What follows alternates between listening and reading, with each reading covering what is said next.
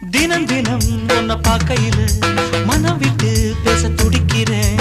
ஒரு கதை தானே நடக்குது, உள்ள கதை உள்ள முழிக்குது. பார்க்க வரும் முன்னே துணிவர் இருக்கும், பக்கம் வந்த பின்னே வெட்கமது தடுக்கும்.